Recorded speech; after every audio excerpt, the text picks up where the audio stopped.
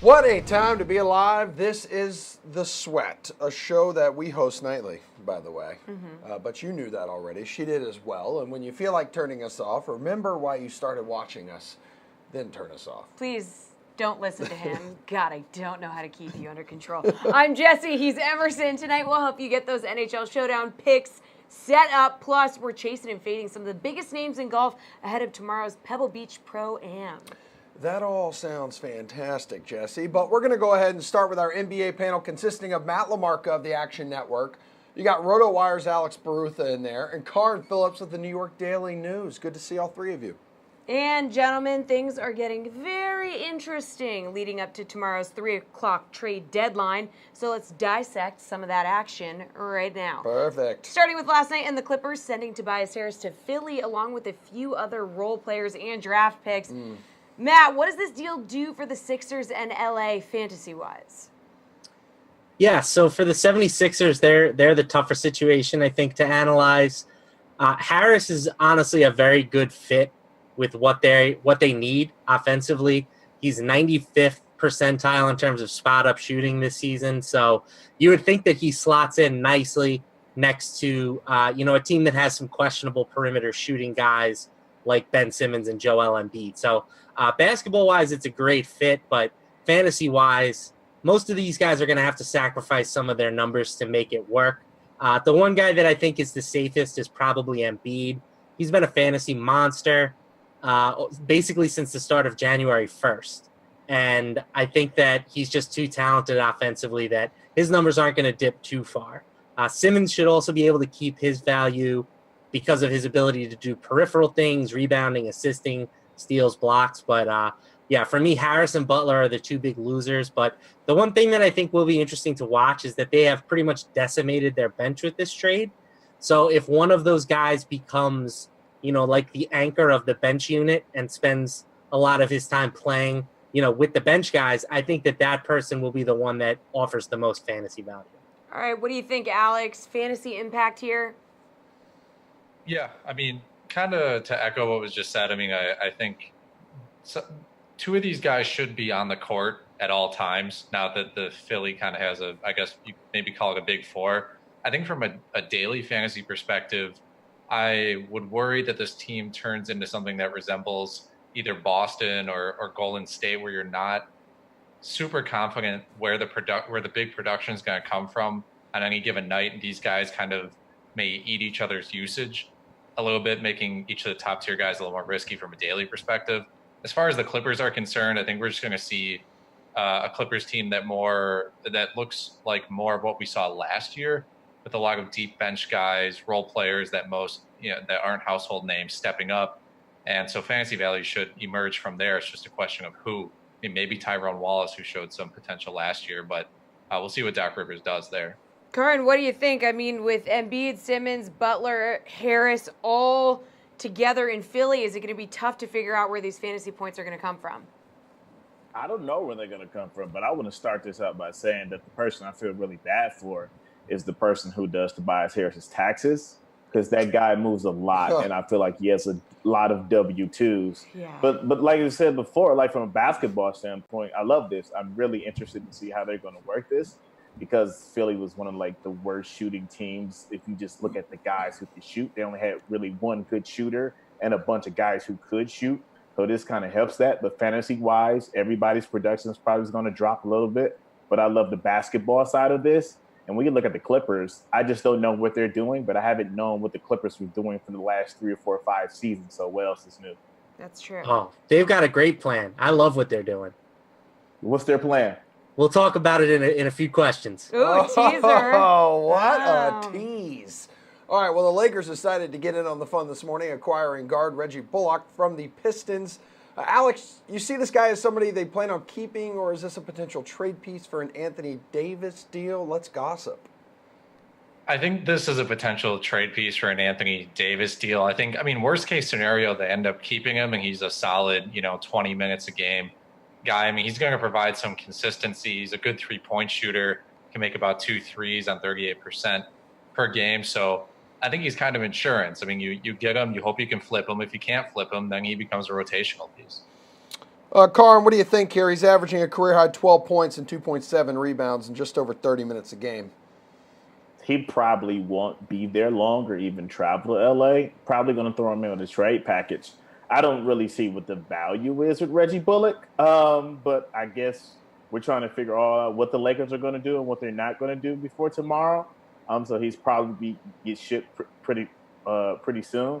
But the Stanley Johnson thing is pretty interesting to me to see what winds up happening to him, as he's a guy who hasn't been what people projected him to be coming out of college. Maddie, what do you make of this move? Maybe a future piece for an AD deal? Yeah, I don't think so. I mean, he's an unrestricted free agent at the end of the season, so I don't really see why the Pelicans would want him in a package. I don't think that they feel confident in their ability to re-sign anyone at this point. So I think this was more about just clearing out cap space for the Lakers. I mean, Svi wasn't making very much money, but he was under contract for the next 3 seasons. So by getting his contract off the books, it does open up another, couple $1 million for the Lakers, which in a free agency where everyone is just loading up for Bear, that could make a difference. Well, speaking of AD, doesn't seem like any teams have offered a good enough package for him. Which team do you think has the best assets to get a deal done here, Karin? I don't really understand anything that Demps and the Pelicans are doing right now, because we saw that the Lakers basically offered them everything but LeBron. I think they even threw like Rob Pelinka in the package, which I would have taken, even though you were getting some guys back like Rondo that you already had. But all I can think about in this situation is how New Orleans wouldn't be in this if they just would have re-signed DeMarcus Cousins, because that would have made Anthony Davis really happy. So I really want to see if the Pelicans do pull the plug by tomorrow, or are they just stuck with the guy that they can't play for the rest of the season, and then they're going to get screwed over by Boston. Matt, does any team have what it takes to get AD? Yeah, right. This is a really interesting situation because the team with the best package to get him is Boston. But Davis has come out and said, I'm not going to re-sign with Boston. A lot of people think that Kyrie has basically told him, like, don't come here. I'm out after the season. And that's a big reason playing into why he doesn't want to go there. And I don't blame Dell Demps for not taking that Lakers package, because if I'm New Orleans, I have zero interest in becoming the New Orleans Lakers minus LeBron James. Like, none of those guys, in my opinion, project as a future all-star. I mean, maybe Brandon Ingram, but, Kyle Kuzma is he's just like a Michael Beasley with better public relations team. Like, he's just a scorer. Lonzo Ball stinks. All these assets really mean nothing to me. Which is why I think the favorites right now, in my opinion, are going to be the Los Angeles Clippers. If you look at what they got in this deal for Tobias Harris, they got a really nice, unprotected 2021 Miami Heat draft pick. They have all of their own draft picks. They have some really appealing young assets in guys like Shai Gilgeous-Alexander, Montrezl Harrell. They have all the salaries that would be needed to make it work. I think that if the Clippers, wanted to put together a package for Davis, and why wouldn't you? He's one of the best players in the league. I think that right now they can trump any offer that doesn't have Jason Tatum in it. And again, I think that the Celtics would be hesitant to put Tatum in a package that when the guy that they're trading for is saying that he won't sign there. Seriously, hot takes from Matt. Alex, what do you think? Yeah, a Clippers deal would be interesting, because then they would essentially get to draft their own players and not be stuck with a bunch of guys that another team drafted that they may not want. I think a lot of this just comes down to how you value, I think, essentially Brandon Ingram compared to Jason Tatum, because that's, I think, the difference maker between the Boston and the Lakers offers potentially. And Jaylen Brown could be in there, and you got Lonzo Ball and Kuzma. But I think, the Pelicans don't seem particularly high on Brandon Ingram, or else they would have already done the deal. I still think the Jason Tatum, offer from Boston would be the best one. But yeah, there could be some sleepers. I wouldn't put it past the Clippers to make an offer for sure. Action Matt, this is your time to shine. Which title contending team needs to make a trade the most?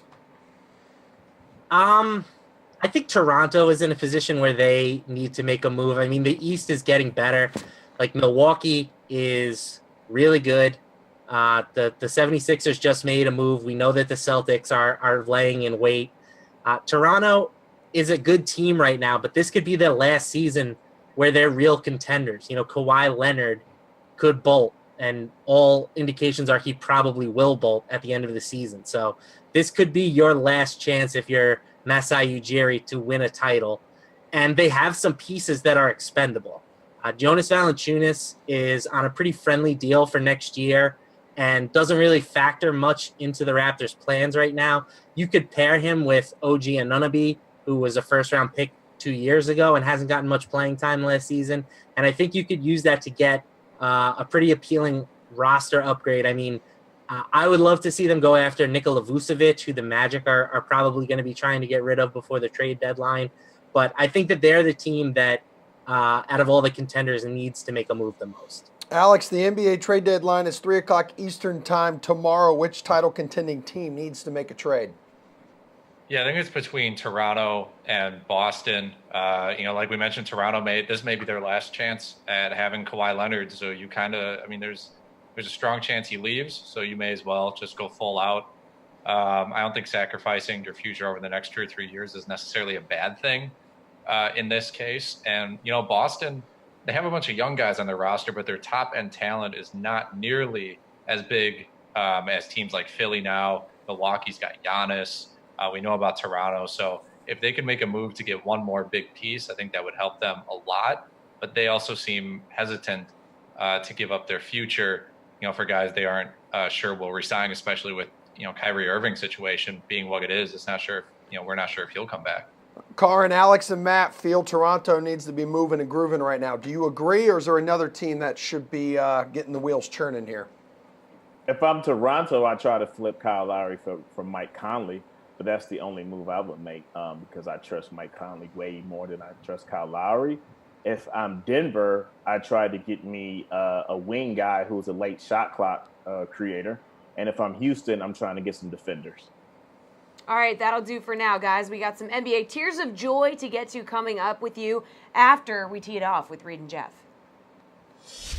Brendan Glasheen here with your DraftKings Fantasy Flash. ESPN's Adam Schefter says Nick Foles has informed the Eagles he is voiding his $20 million option for 2019. This allows the Birds to place the franchise tag on the former Super Bowl MVP and trade him. Schefter says Foles' price is expected to be around a third-round pick. Reminder, the QB tag number is going to be about $25 million. Foles suitors, Redskins, they need a signal caller with the brutal injury to Alex Smith. Trading in the division, though, we'll see about that one. New Dolphins head coach Brian Flores, he saw Foles shred the Patriots defense in Super Bowl 52. There are rumblings Miami intends to release Ryan Tannehill, so the Fins might be the best destination.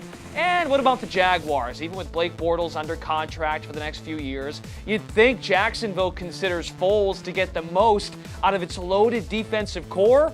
Foles is only 30, folks. If teams look past the dollar sign, he's an upgrade in a lot of cities.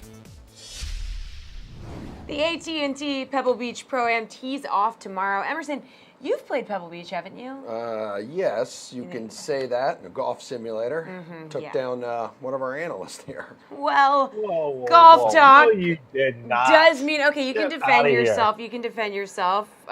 As you can see, we're graced by the presence of DK Live duo Jeff Ulrich and Reed Fowler, who is protesting what Emerson just said. We don't have time for this right now. Okay. I'm sure Reed will tweet it out later. Yeah. But anyway, PGA Chaser Fade is the name of the game here, guys. Ted Potter Jr. winning this tournament last year. Jeff, please chase or fade. Let's go to Reed first, I'm being told. Reed, chase or fade. Potter will finish close to the top of the leaderboard. Yeah, what is close, right? I mean, Ted Potter Jr. came out of nowhere. I think a lot of people, especially casual golfers, didn't really know who this guy was until he took down Dustin Johnson on Sunday. And what's weird about this course, right, is that guys like TPJ, if I can give him that nickname, come out of nowhere. Stroke gained total, he was 124th over the last 24 rounds coming into that tournament. And then he takes on the number one golfer.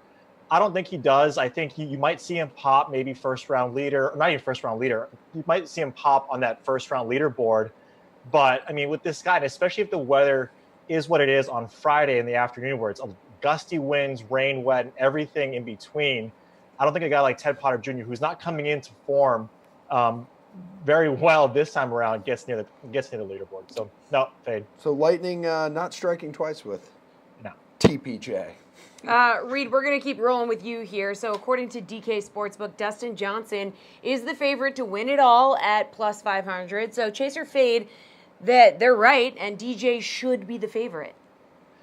Yeah, I mean, Dustin Johnson, when you look at him, obviously we know what his talent is. We've seen him as a #1 golfer. He's obviously slid at that top spot. That's going to Justin Rose. But Dustin Johnson, especially when you look at his talent, right? Not only does he do well after these wins, which he won in Saudi Arabia, now coming back to the States here, but in terms of back-to-back wins, he's done this twice in his career over the last 2 or 3 years where he's won back-to-back tournaments. And after these, as opposed to 2013 or 2014, where after a win he finished about 50th or he missed the cut. Since then, he's gotten 3 or 4 top 10 finishes, a couple of runner-ups after he's won. So not only is he a beast where he's like second to Jordan Spieth in strokes gained total at this course, after these wins that he accumulates, he doesn't go further than about 6 or 7. So in terms of where his odds are, obviously it's way, way, way too short for me to take odds on Dustin Johnson at this number winning that golf tournament, because we've seen a guy like Ted Potter Jr. win. I just, with Dustin Johnson, he's the best golfer. And when we see him now winning, that's when we get scared of a guy like DJ who can really tear up any type of course. These are short courses. Obviously, he doesn't need to use his distance. His wedge play is elite. So yeah, he should be up there. You mentioned the weather's going to be crummy next few days. Yeah, so Thursday, not so much. And again, this is why you just got to watch the weather report as much as possible. Friday, and especially because of where the course is, right? It's a coastal course. It's run in the ocean. It's beautiful. But this course, and this is potentially why we see some of these winners that come out of nowhere win at this course to do well, is because the weather can play a difference. It's on 3 courses as well, so it's not just one specific course. And so when you look at that, right, on Friday, it's supposed to be really wet. Previous to this week, we saw some storms on in terms of social media, what they were posting out. We saw storms coming through that wrecked some concession stands, some stands for the fans. And so when we see that, Friday is the day that we see the most wind, right, 20 to 30 mile gusts, and it's been raining this entire week. So Thursday doesn't look too bad, but Friday afternoon is when that rain is supposed to hit. So that's what you really got to look at. And plus around 16 golfers have withdrawn from this tournament as well. So make sure that when you're setting your lineups, if you've already set them, go back and check if some of those guys like Patrick Cantlay, who was a favorite with a lot of people, he pulled out in this tournament. Chris Kerr, Kevin Na obviously is injured, but there's a ton of guys that have pulled out from this tournament as of today. So make sure you don't play any of Reed's players either. Oh, there he is. Oh, wow. Did you fix your Finally. internet? For crying out loud. Picks were too hot. Jeff, Internet went out. Jeff, now that your internet is fixed, maybe you can answer the question that Reed just took. So, according to DK Sportsbook, we got DJ as the favorite to win this whole thing at plus 500. So, do you chase or fade that the Sportsbook is right and DJ should be the favorite? Oh, yeah, of course. Why wouldn't Dustin be the favorite? He's coming off a win. And he just dominates Pebble Beach. I mean, he should have won last year, but he got beat by the Wizard. That would have been his 3rd win at this event. I mean, no, he's got an absolute unreal. It's one of the best course histories you'll ever come across, quite frankly. Dustin Johnson at Pebble Beach. I don't want to say he's a lock for a top 10, but it's as close as you get with Dustin Johnson this week. So plus 500, I'd actually say that's longer than it should be. You should probably be closer to plus 400. And Jeff, I know you've been super high on Ted Potter Jr. all season long here. You think he repeats? I don't think the Wizard is going to cast another magical spell this year, Emerson. I mean, in all seriousness, Ted Potter Jr. is who he is. He's an average tour grinder who's got a couple wins. I mean, let's give him credit for getting it done a couple times, but for him to come back and contend this year, it's not going to happen. You also look at the record of defending champions at this event. It's actually really bad. Like, even the good players do bad. Snedeker missed the cut the year after. Phil was like T60. Spieth, I think, grinded out like a T20 last year. So, no, I fade Ted Potter doing anything this week. It's a TPJ to read. All right, well, we're getting more specific here. At plus 900, Jason Day has the best odds to win out of any international players. So, Reed, I want you to chase or fade that Day is the highest finishing non-American. Yeah, I'll chase this. I mean, when you look at the stats here, right, and if you're looking at any one of these stat trackers that you use, right, Shot Tracker is only on Pebble Beach, right? It doesn't monitor the other two courses. So grain of salt that when you're looking at stats, I mean, if you look at Jason Day's stats, especially through approach and some of the other ones that are important here, it doesn't really pop out. But what you do love about Jason Day, again, course history, right? Jeff just mentioned it. When you look at course history here, it's one of the corollaries that you can potentially use more so than any other course. And Jason Day is third on that list in strokes gained total over the last 5 tournaments. So when you look at what his game is suited for, short game and putting, right? Obviously, if he's not gaining 6 strokes putting and he's not a maven around the greens, and that does scare you. But these short courses where he can club down, where he can hit his irons, his fairway metals off the tee, and then use his putting in that short game to his advantage, especially at a windy and a difficult course. And especially with the USGA, right, getting some of those U.S. Open preparations in effect already. I do like Jason Day to finish here top. Shane Lowry and some other guys do have a solid chance coming to this tournament, but Jason Day is my favorite here. Yeah, Jeff, what do you think? He's got a pretty good track record on this course. There's really no reason to hate on Jason Day this week at all. He played pretty well his last time out at Torrey Pines, too. He's driving it really well off the tee, which for him, his game is kind of all about being solid off the tee and then just putting well. And he's one of the best Poa annua putters in the world. And this is bumpy Poa annua greens we're getting. And no one's really mastered them quite to the extent that Jason Day has over his career. The record here is it's not quite as good as Dustin's because he's never won, but it's almost as good. I mean, he's fired some low rounds here. Dustin, Jason Day, I don't really know if you can go wrong choosing between them. The idea might be to make a lineup with both of them. But no, Jason Day, I chase this all day for sure. Jeff, chase or fade, Reed will still be on Tony Finau after missing the cut last week. This is like the easiest chase of the year. What would it take to get Reed off Tony Finau? I don't even know. He can break his ankle. He can fracture his ankle at Augusta, and I'll still be on the guy. Come on now. Look, I don't know. I don't know so much about him this week. I like him next week at Riviera more so. I don't know. Maybe Reed's got something to add to this about him. Look, in all seriousness, I mean, Tony Finau is obviously, and the record shows, he's one of my favorites. But for this course, look, I'm going to fade Tony Finau. I mean, in terms of an ownership play, right? The reason why a ton of people don't like Finau is because he's almost 30% owned, and he's at this like high 9 or 10K range, especially now playing really well. But now you get him at maybe 10 to 12% with a Tony Finau, who obviously has a skill set to do well. I like him a lot more at Riviera. Again, if he misses a cut again, I actually like him a lot more at Riviera. So I don't mind if he doesn't do that well, because Riviera is really a course that's set up for him. So I'm going to actually fade Tony Finau, but I do like him as a pivot play. Can't wait to see him in your lineup tomorrow, Reed. Slate approved pick time. Who is your lock for this tournament, Reed? It's going to be Jason Day. I think his short game is putting, and like Jeff mentioned, the Poa annua greens, especially if the conditions are what they're going to be, then Jason Day is going to be the one. So give me Day. Jeff, who you got? I got to admit, I like Day too, but I'm going to go a little bit off the board. We've seen some non-favorites, some non-elites do really well. I'm going to go with Russell Knox, Scotsman. He's opened the season up really well. Good short game. Good approach game. He's in good form. I just like this course for him, so I'll go with Russell Knox. Alrighty, guys. Thanks for talking golf with us. You are free to go, but Emerson and I will be back with NHL Showdown picks after this. How's it going? It's Brendan Glasheen here with this DraftKings Fantasy Flash. Big-name Major League Baseball players aren't signing contracts, so instead we'll talk about other stuff involving the actual diamond. Multiple reports say MLB and the league's Player Association are discussing potentially drastic changes to the on-field game and economic landscape of the sport.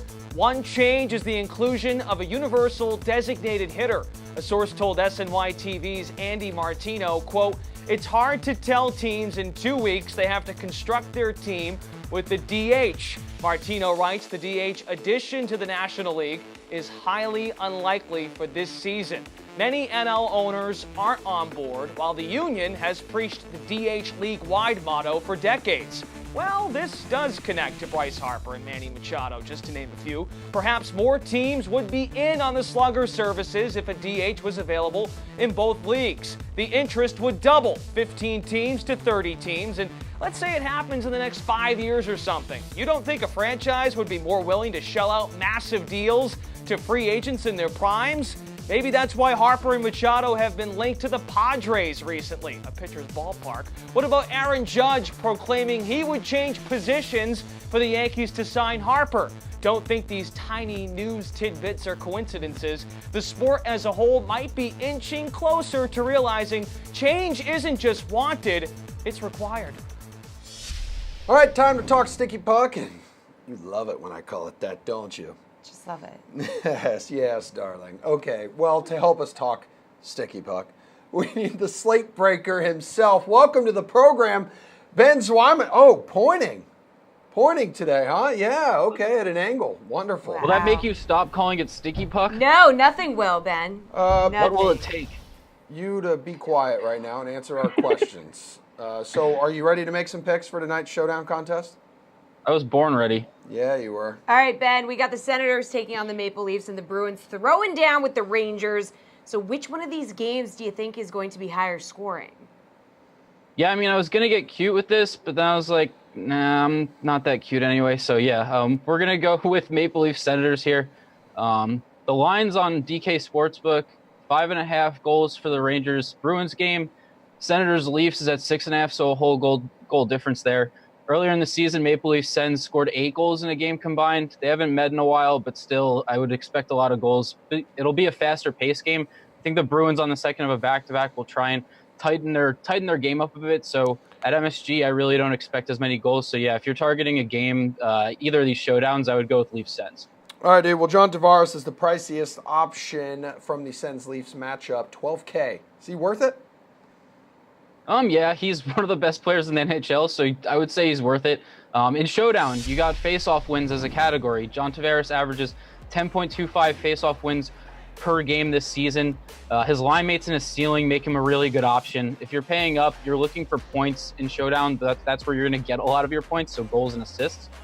So yeah, that's sort of the key. But any of the three Leafs top lines, I think, are great options. Obviously, Austin Matthews on that second line. You have Nazem Kadri and Willie Nylander on that third line. I like that a lot. But yeah, I would say John Tavares is definitely worth it. He'll be higher owned, obviously, because the Leafs will be chalky. But yeah, you really can't beat that ceiling.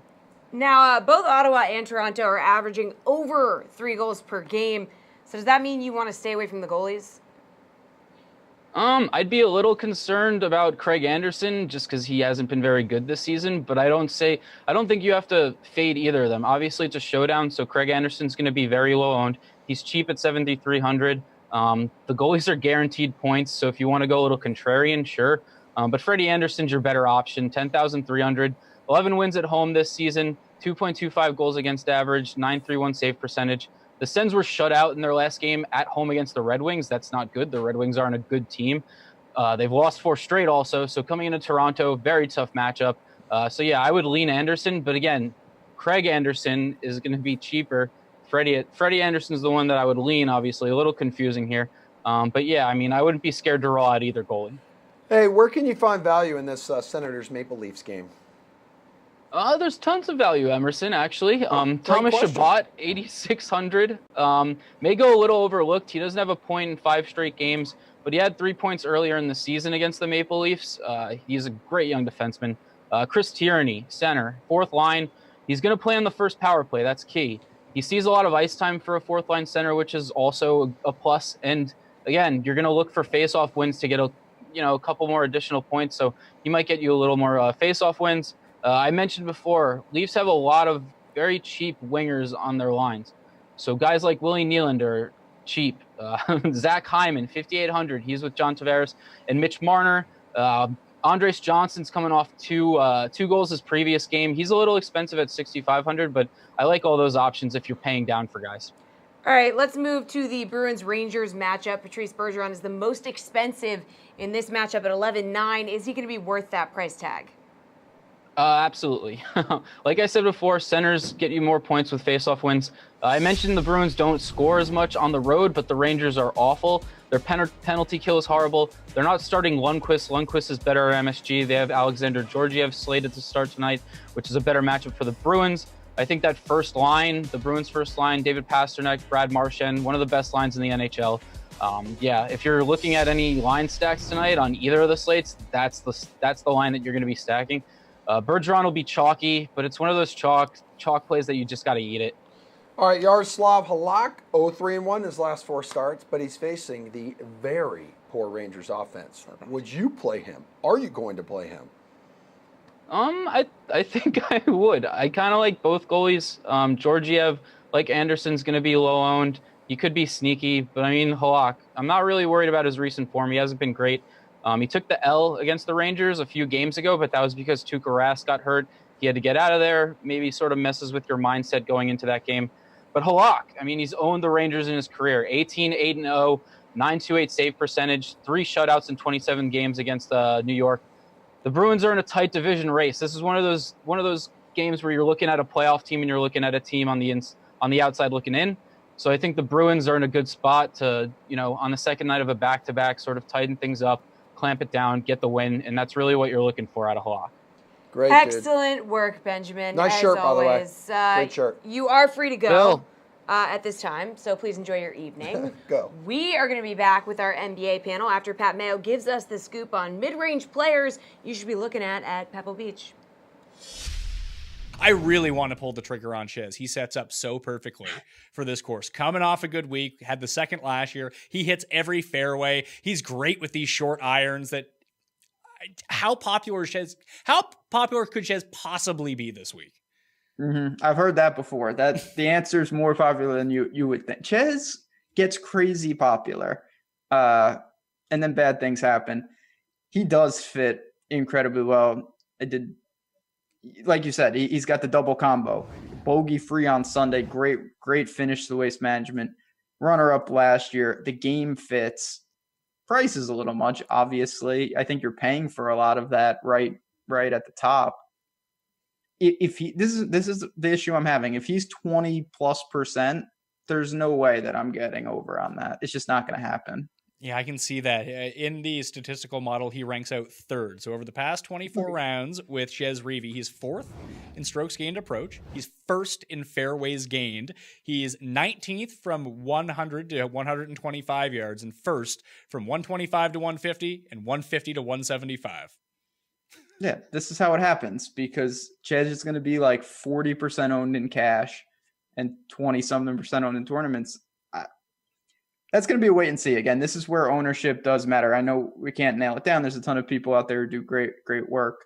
On the ownership front, I'm going to have to see and try to gauge it because if he's mega popular, I'll have to diversify and do some other things. And if he's not, if he's in the teens, then I get it because like you just said, he sets up truly well for this course. Yeah, so we'll let ownership play that one out with Chez Reavie. I'm with you. I think if he's over like 17% owned, he'll be just a complete fade across the board. I don't play enough lineups to take an underweight position on really chalky guys. It's either I'm going 50% of my lineups or none of my lineups, and he's not a player I have that much confidence in, and I would have to sacrifice a Phil, a Spieth, guys who are just better than him. And that's the whole problem what might keep his ownership down is that even when you go into the $8,000 range and you have someone like Brendan Grace right below him at $8,900 coming off a good week, you know that he's going to get the narrative that, oh, it's crap conditions. Brendan Grace is going to be great. And he probably will because he loves crap conditions, that he might draw some of that ownership. Shane Lowry is right below Brendan Grace at $8,800. He just won over in the desert. He also has a reputation as someone who just mucks it around, that the worse the conditions, the better off that Shane Lowry is going to be. Then you got Hadwin, Fitzpatrick's over, who I think is going to be a skill set narrative guy. I hate Matthew Fitzpatrick, so I'm not playing him. Kokrak, Sung Jae, who I love, is going to be super popular.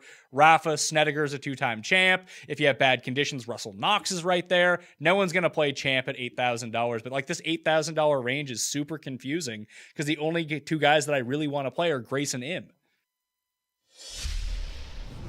NBA Tears of Joy is where we turn our attention to right now, and for this segment, we have a new look basketball panel. Matt LaMarca of the Action Network, you've seen him already. Boring. But new to the program tonight, Julian Edlow and Mike Barner from DK Live. So, only 3 guys in Tier 1 tonight, guys. The Greek Freak, Nikola Jokic, and Luka Doncic. So does Doncic belong in this tier, and who do you like the most out of these 3, Julian? I mean, Doncic does belong in this tier because we can't put James Harden in it because that would be too obvious, and Doncic has been really good. But I do think it comes down to Giannis and Jokic.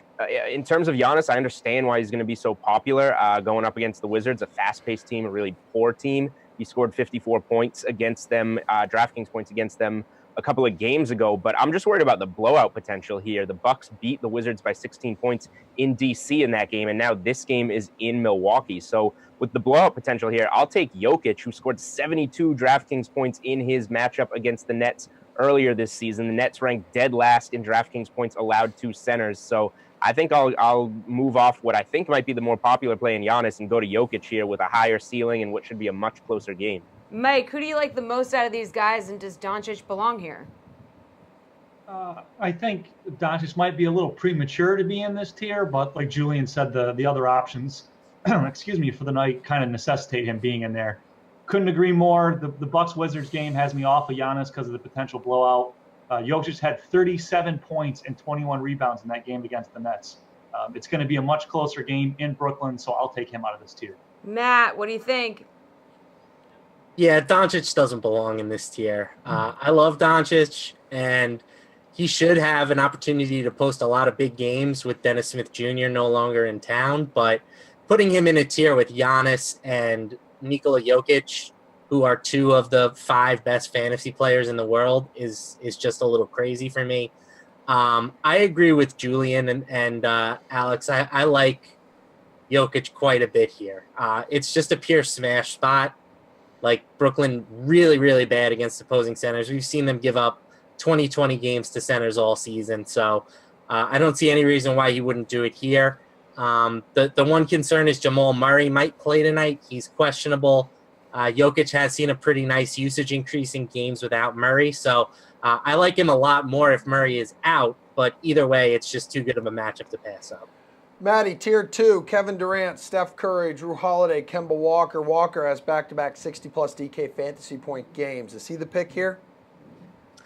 Not necessarily. I think you could make a case for any of these guys, really. I mean, San Antonio is going to be playing like their B team tonight. No DeRozan, no Aldridge, no Derek White. The Warriors have the highest implied team total on the slate. So I think you can make a pretty compelling case for Steph Curry. He would be my choice of the two. Drew Holiday has also been awesome with, the Pelicans being down basically their whole roster.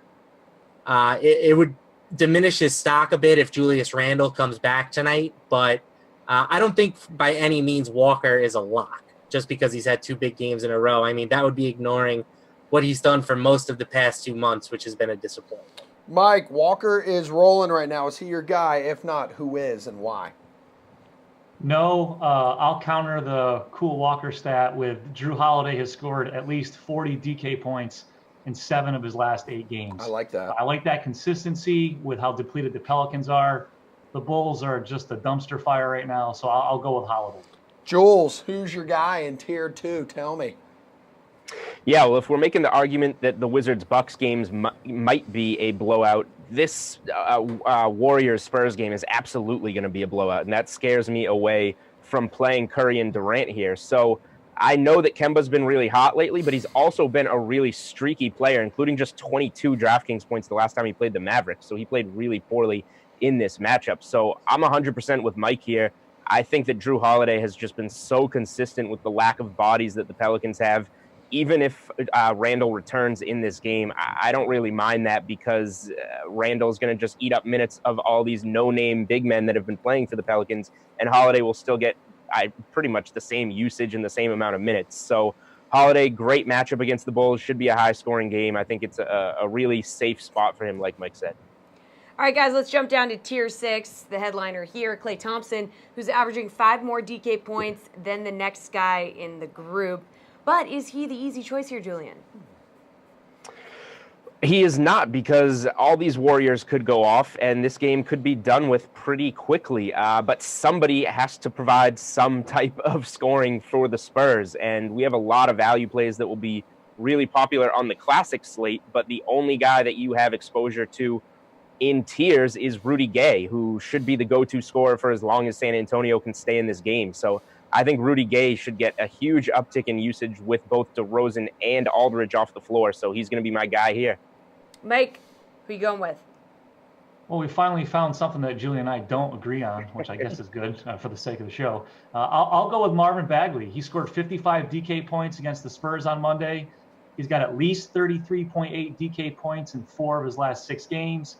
The Rockets are small up front. I worry about Thompson's playing time with the blowout. So, I think Bagley has a good spot here. He's starting to take away some playing time from Willie Cauley-Stein, so I'll go with him in this one. Matt, who do you like? Yeah, I hate to disagree with Julian, who I respect him. He's a great man, but I don't get the logic of wanting to fade the Warriors guys, but being cool with playing Rudy Gay. Like Greg Popovich, if this game gets out of hand, I could see Rudy Gay playing like 16 minutes. Like he'll bench him the whole second half if this game gets out of hand. I like the idea of stacking Gay with one of the Warriors guys. Gay's been awesome with DeRozan and Aldridge off the court this season. So if you do think this game stays competitive, I think that's a really smart play, actually. But I'm with Mike. Give me Marvin Bagley, the bag man.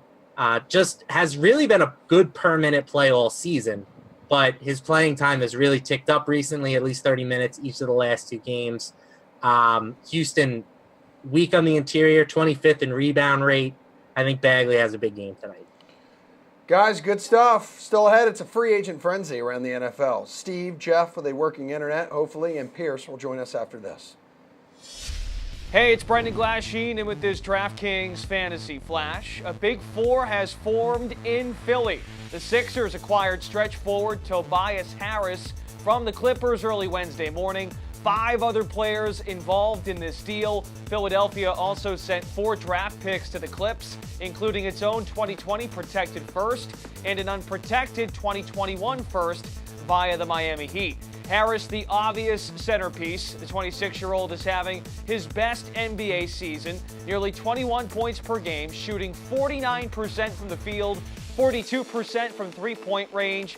He's a fringe-level, max-level contract player who hits the market this summer, so Los Angeles moved on. The Clippers have their eyes on bigger fish. From a fantasy perspective, linking with the trio of Jimmy Butler, Joel Embiid, and Ben Simmons undoubtedly trims Harris's production. He shifts from sharing the load with Lou Williams scoring the ball to serving as a third, even a fourth option on the floor in Philly. The NFL offseason is here. The start of free agency is mere weeks away. I know, we share that feeling. Which has us thinking which landing spot could offer the best fantasy situation for some of the bigger names hitting the open market. DK Live's Steve Buchanan, Jeff Ulrich, and Pierce Dietrich are here to lend a hand with this speculation. So Nick Foles has told the Eagles that he will void the final year of his contract, making him a free agent. There's still a chance Philly places the franchise tag on him for $25 million, but that is unlikely. So where's the best landing spot for him to become a valuable fantasy quarterback, Steve? I mean, look, he has the luxury of having such a weak quarterback selection of free agents. I mean, you go down the list and you look at some of the guys that are available. Ryan Fitzpatrick might be the most appealing guy as of this moment until Foles gets on there. Watch out, everybody. Fitzpatrick is on the move. I mean, someone's going to have to overpay to get Nick Foles here, and I think the Jaguars could be that team. I know, obviously, they have Blake Bortles and everything, but, this is somebody that they were sitting at the end of the year. They're not confident in him moving forward, but I think another team that could be in the mix is the Broncos. I mean, they can easily get out of that deal with Case Keenum. We saw him. He really wasn't that guy to run that offense last year. If it wasn't for Philip Lindsay, I can't even imagine what the Broncos offense would have looked like, so thank God for him. But, if they got out of that deal, it'd be $10 million in dead cap space that they would have on the team. But they could get out of that deal if they want. So I think the Jaguars and the Broncos are 2 teams that could really take a look at them. Jags, by the way, Jags and the Dolphins, co-favorites to land Foles, plus 250. Okay. Jeff, it's your boy. Where do you think he could end up? Yeah, no, look, I mean, Jacksonville's clearly the favorite. And I mean, look, if they don't go after Nick Foles, they're dumb. I mean, they're just dumb. It's not even that strong a draft class either. I mean, they're going to replace Blake Bortles. There seems to be almost no question. So I like the fit. I mean, Foles comes in there. He's got the respect. Jalen Ramsey isn't going to be talking down to Nick Foles during the season. You don't talk down to a Super Bowl MVP, another guy who basically resurrected his team 2 years in a row. So I just like it from that perspective. The Jags also hired John DeFilippo. Foles' former quarterback coach at the Eagles. Apparently, they had a great relationship. I like what he did in Minnesota until Mike Zimmer stepped in fired him. But anyways, I think Jacksonville makes a ton of sense. I will throw out one dark horse, and that is the New York Giants. And would that be a great fit for fantasy? Oh, my God. Foles hucking down to Odell Beckham, over the middle to Evan Ingram, dumping off to Saquon Barkley. That's where I'd like to see him go personally. But the Jags would be fine. I'm just throwing out the Giants as a dark horse. Okay. Pierce, where do you think Foles could land? Well, first of all, Steve and Jeff mentioned that the free agent market, terrible. The drafting board, pretty much terrible. And so it's great for Foles in one sense, but it also could backfire because the Eagles, this is a very valuable quarterback. Why not franchise him and try to trade him? I know there's a lot of strings attached to trading someone with the franchise tag, but this is the greatest time to hold on to a quarterback piece and then try to trade it. They can get all kinds of things in return. Draft picks, former number 1 picks. That's what I would try to do. And I agree with Steve. Denver is the place to go. They're pretty close. They've got a young running back. They still got a good defense. They've got a good offensive line. Maybe they should get a possession receiver like Funches or maybe a Cole Beasley. I don't know if those are guys that will put them over the top. It'll definitely help. But I would put Foles going to the Broncos. If he hits the free agent market, I don't think they're going to let him go.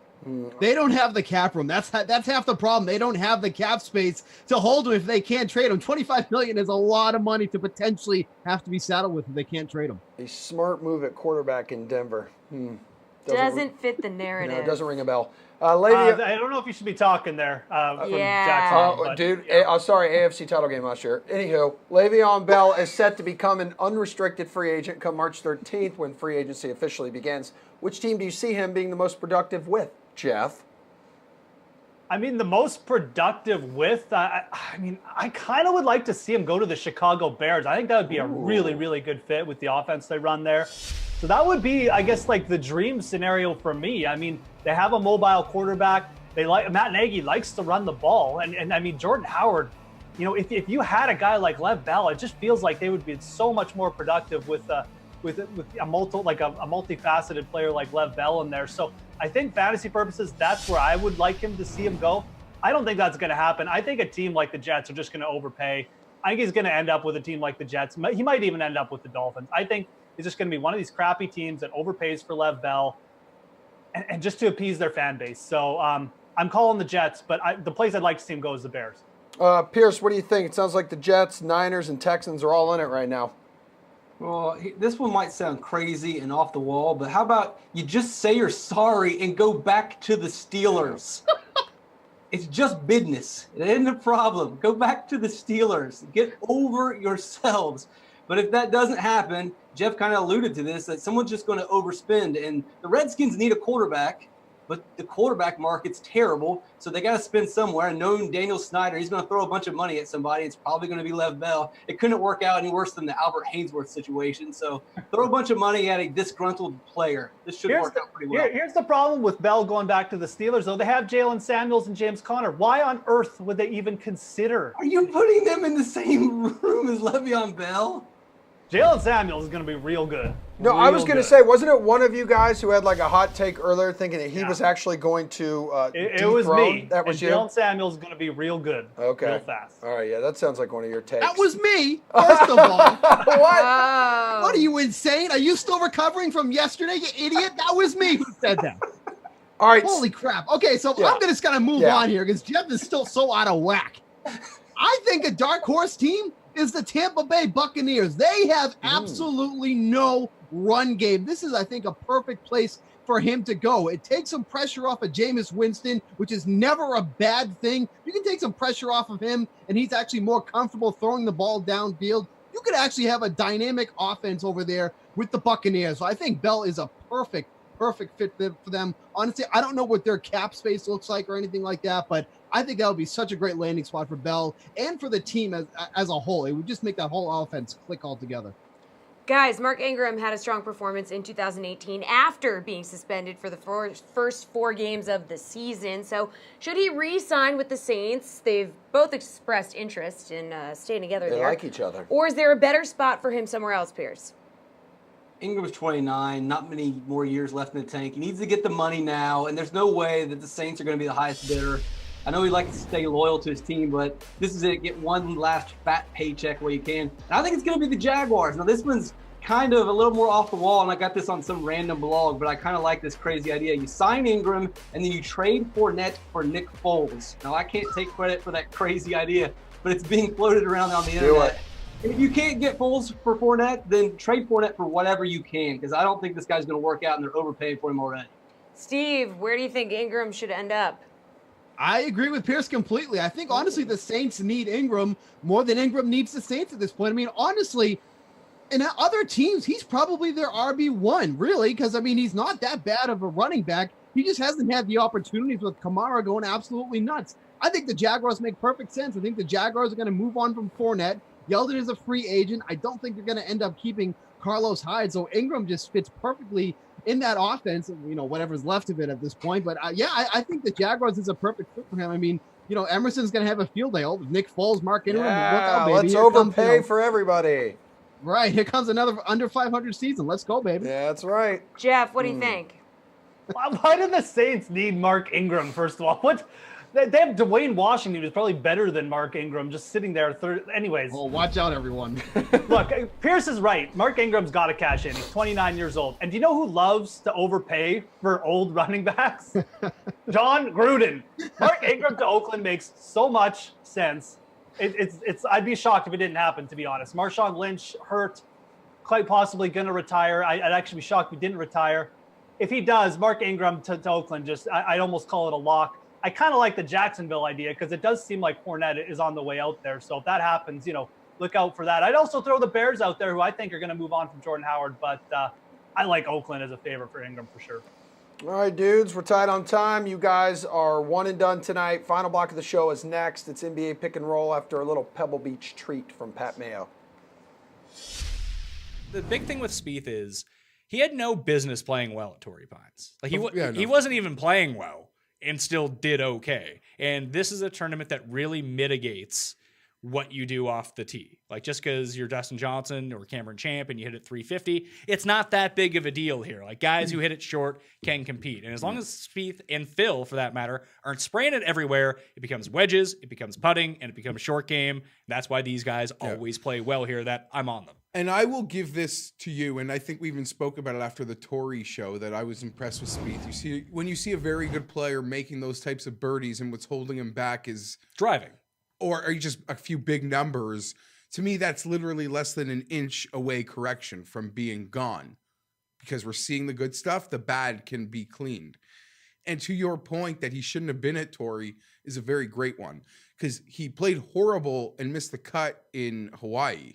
And it was off of his last two events before that was before Torrey, where I want to say Mayakoba and Hawaii, where he was bad. I'll use the joke as resort courses, and he missed the cut. And then he went to Torrey Pines, a very difficult, demanding, long penal layout, and he looked very strong. So going from Torrey to Pebble, he's going to feel like when you play video games and you're like playing difficult and you just want to score 12 goals, you like knock it down to easy. So you could be onto something. He's won here. He has 3 top 10s, and he has, like I said, in the past 6 years, no finish worse than T22. If there's a spot for him to come back and really put on a nice performance, it's here. I worry about Day. I'm not going to bet him at 9-1, but he has the perfect game. You got to be able to scramble here, just because it's so like the greens are so tiny. So when he hits it from the rough to like 16 feet and still saves, and he has to save par all week. It does. Yeah, that's when he wins. Kuchar's really interesting. Crazy. What's annoying is on our... If he had won, he gets 3 wins and 4 starts. And it's like it did because it's Mayakoba, it's Phoenix, and it's Sony Open. It's like they don't even count. It's weird. I remember we did our season preview not too long ago. And I had talked about it, and I felt you agreed that maybe this is the year he could finally like break through at Augusta. And he was still kind of being like a forgotten older guy. Now that's like gone. I don't know what his number is. What's his number? I guarantee you it's 50? like down. Yeah, it's shorter than like what it was when we broke 50's about not bad. Fine. On top of that, though, I'm excited. Do you remember what I was doing over Christmas? I need Cameron Champ to make the Masters because I can win a lot of money when Matt Kuchar beats him at the Masters. Yeah, I put that out there over the holidays when people were like this love affair with like Champ when we were doing our season previews. Yeah, before they knew he was Andrew Cursed. Last segment of the night, so we're bringing back our NBA panel. Say hey to RotoWire's Alex Barutha and Hey. DK Live duo Julian Edlow Hey. and Mike Barner. Time for some pick and roll. So you guys choose between two options for tonight's slate: pick and roll. Ooh, Anthony Davis is still being held out of the lineup when the Pelicans take on the Bulls tonight. They'll also be without Alfred Payton, Nikola Mirotic, and then Julius Randle as a game-time decision. So here's what's left of the Pelicans: Drew Holiday for 9K or Jahlil Okafor 7.3. Who are you going with, Alex? To me, it depends if I'm playing cash or tournament. If I'm going cash, I would take Drew Holiday. If I'm going tournament, I would take Okafor because I think, generally speaking, Okafor's ceiling is Drew Holiday's floor. So it really just depends on what kind of contest I'm playing. But I do like both. By the way, folks, Randall is available to play tonight. Julian, Holiday or Okafor? Yeah, well, that does it for me right there. With Randall in, Okafor is obviously, it sounds like Randall will be in some kind of limited role, but Okafor can't be the same type of player. He's been their only big pretty much, so he just can't be the same type of player with Randall coming back. I thought Holiday was in an excellent spot to begin with, as we discussed in the tiers segment, so Holiday's my guy here for sure.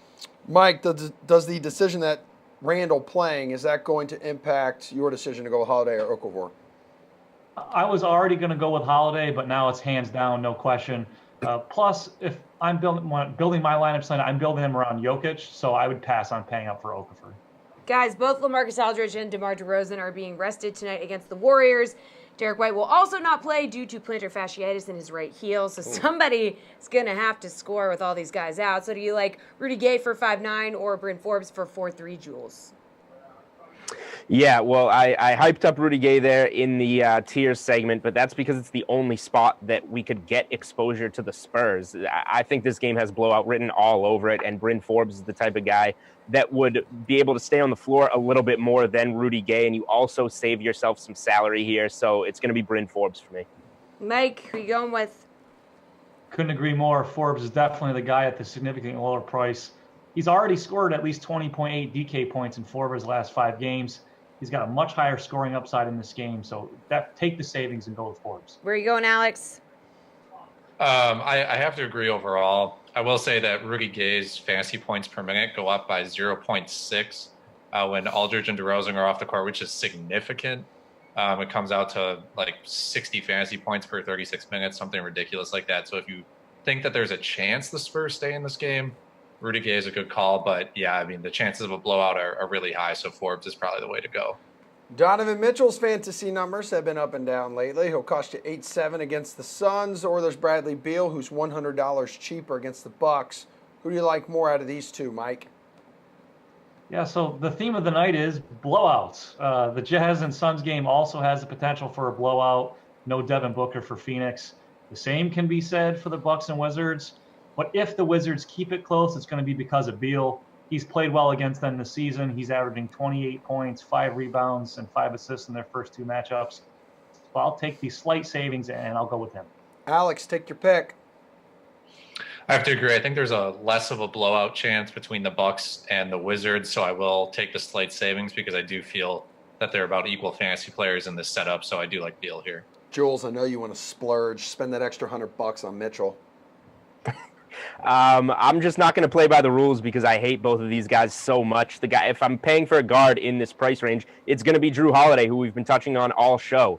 A guy that we haven't even talked about, Zach LaVine at $6,600 is like way too underpriced on this slate on the other end of that New Orleans-Chicago matchup. So I don't want either of these guys. I'll take Bradley Beal if I have to choose between the two, but there are just better guard plays, better places to spend your money on this slate for sure. 1 minute left. Slate approved pick time. Who's your lock for the slate, Mike?